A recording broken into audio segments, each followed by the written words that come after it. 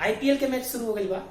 बहुत सारा लोग बा कि कोनो ना कोनो टीम के सपोर्ट करेला, बहुत सारा लोग बा जो कोनो ना कोनो खिलाड़ी के सपोर्ट करेला। आज गेम के मास्टर लोग बा जे पूरा खेल के मास्टर बा, पूरा आईपीएल के सपोर्ट करेला।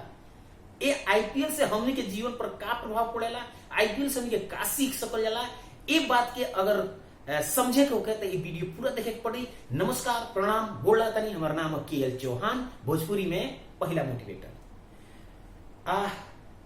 आईपीएल से हमने के जीवन में का सीख सकल जाला, उदाहरण देते। मान ली कोनो टीम ऐसा बा जौना के परफॉर्मेंस बहुत बेहतर बा, अचानक डमाडोल हो जाई आईपीएल से बाहर। बहुत सारा ऐसा टीम होला कि पूरा परफॉर्मेंस होके खराब बा, लास्ट एंड हो टॉप पर चल जाई। टीम के नाम ना ले, रउरा सब जानता नहीं। बहुत सारा ऐसा खिलाड़ी बना कि परफॉर्मेंस टॉप पर बा, अचानक फ्लॉप। बहुत सारा ऐसा खिलाड़ी हुई है कि एकदम फ्लॉप बने, अचानक मैन ऑफ द सीरीज। कहां से ये सब हो पावेला? असल में सारा खेल मानसिकता के बा। जीवन के खेल जो बा मानसिकता के बा, नजरिया के बा। रउरा कैसन लोग के अपन प्रेरणा स्रोत बनौले बानी। जे खिलाड़ी लोग जो फ्लॉप होत रहेला नु, वो कोनो न कोनो आइडियल से टिप मांग ली, कोनो न कोनो बढ़न खिलाड़ी वगैरह के सिखा दी कि रउरा हेजा गलत खेलता नहीं, आई थोड़ा सा टेक्निक में बदलाव करके हीरो बन जाला। रौरियो जीवन में अगर बहुत ज्यादा उतार चढ़ाव बा, रौरियो जीवन में बार बार फेल भइला के डर बा, तो रउरा अपना से जो श्रेष्ठ लोग बा ओकरा से गाइड ली, ओकरा से सीखी। लेकिन सोची कि रउरा सीखे केकरा से? ओकरा से हमारे आसपास जो लोग बा ना, रउरे आसपास जो बा 90% लोग फेल बा।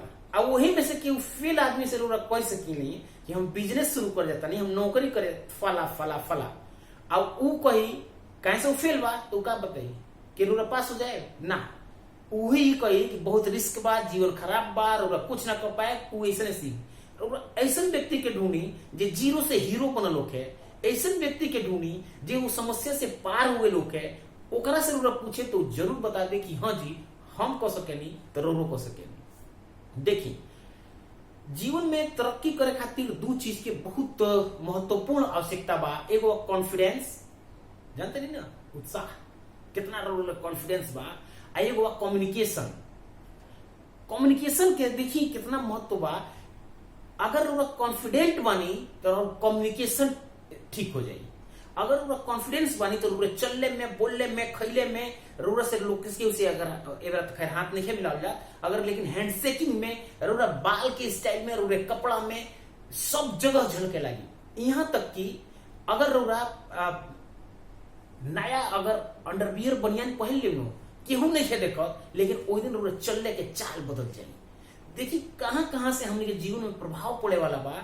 यही तरह से वो जो आईपीएल के जो खिलाड़ी लोग बा, ये छोटा छोटा सा बात ओकरनी वो खिलाड़ी लोग के जो कोच बा, जो मेंटोर बा, जे टेक्निकल हेड बा, चाहे बॉलिंग डिपार्टमेंट के होखे, चाहे फील्डिंग के होखे, चाहे बैटिंग के होखे, चाहे ओके फिजियो होखे, चाहे ओके फिटनेस ट्रेनर होखे, दुनिया भर के लोग होला। एगो खिलाड़ी के बनौले में कितना लोग लागल रहेला।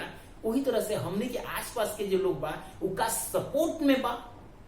अगर वो सपोर्ट में बात एगो सचिन तेंदुलकर बनौले में कितना लोग के योगदान हुई, वही तरह से रउरियो आसपास के लोग के योगदान जले ना रही तले रउरा तरक्की ना कर सके। लेकिन लोग सहयोग तब करी कि जब रउरे अंदर सचिन तेंदुलकर के जैसन क्षमता हुई, तब लोग रउरा सपोर्ट में आई।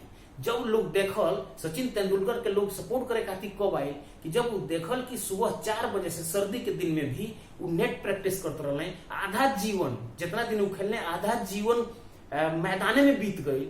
इतना जब लोग के विश्वास रउरा दिला दे तब लोग सपोर्ट में आई। ऐसा नहीं है कि एक दिन रउरा कोनो कार्य कर जाता नहीं, पूरा लोग सपोर्ट करे लगी। तो कॉन्फिडेंस बढ़ाई आ ओकरे बाद से कम्युनिकेशन बढ़ाई।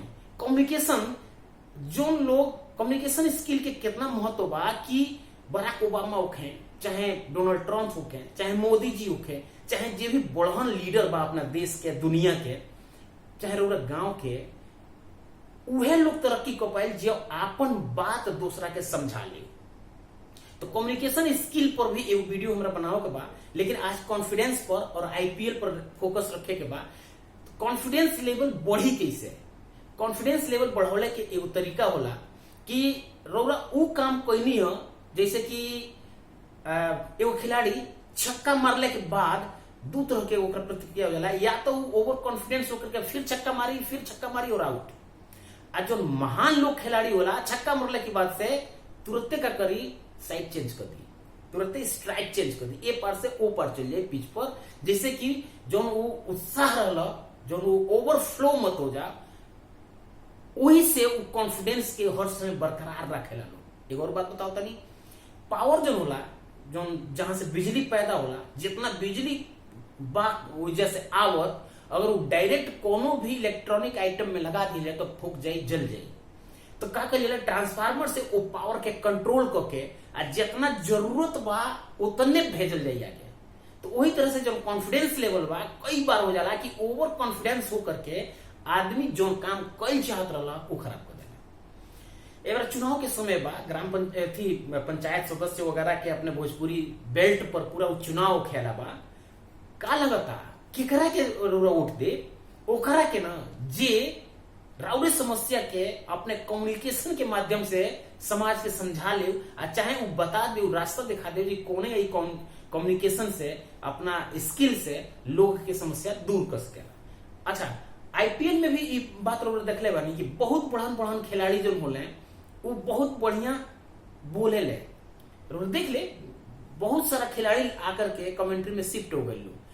अब बहुत सारा बड़हन खिलाड़ी जो कम्युनिकेशन स्किल मजबूत ना रहे, उ लोग आकर के कमेंट्री ना करे लगे। तो हमने के चाहिए कि जीवन भर अगर कमाए के बाद, जीवन भर अगर सफलता लेगा, तो कॉन्फिडेंस और कम्युनिकेशन पर विशेष काम करे पड़ी। और आईपीएल के रूप खूब इंजॉय करता नहीं, तो आईपीएल से सीखी कि कोने का जीरो से हीरो बनल जा सकेला, और ओवर कॉन्फिडेंस की वजह से कोने का हीरो से जीरो हो सकल जाला। ए बेरा ले अगर हमारे वीडियो के, हमारे चैनल के सब्सक्राइब नहीं कैले तो चैनल के सब्सक्राइब कर दी। ये तरह के वीडियो और आई, एक से बढ़िया हम सीखता नहीं, हम परफेक्ट नहीं थी, हम सीखता नहीं कि कोने का वीडियो बनाई, कोने का अपने बात के रोल सबके रखी, कुछ किताब पढ़ता नहीं, कुछ वीडियो देखता नहीं, कुछ समाज से सीखता नहीं, तब लगे हम ये बात रखता नहीं। आ एगो खास बात फिर से काफी दिन बाद आई रही है, आज बनी वीडियो को कहीं से हमारा कोरोना हो गया, हम ठीक बनिए बेरा, तो रौरस सबके हम फिर से तहे दिल से शुक्रिया करता नहीं, अदा करता नहीं कि रौरस सबके प्रेम प्यार बहुत सारा मिलल। अगर रौरा भोजपुरी बोलता नहीं ना, तो भोजपुरियन के सपोर्ट करी कौनो न कौनो माध्यम से। भोजपुरी आपन माटी के भाषा बा और आपन भाषा बा, जो दाल भात चोखा हमनी के कहीं जगह के ना भुलाई जा सकेला, लिट्टी चोखा कहीं ना भुलाई जा सकेला, सतुआ कहीं ना भुलाई जा सकेला। तो अपने भाषा के भी ना भुलाई सकेल जाला और ना होकर छोड़ल जा सकेला। तो सब भोजपुरी लोगन के हमने सपोर्ट सहयोग करे के बाद नमस्कार प्रणाम गोड़ लागत।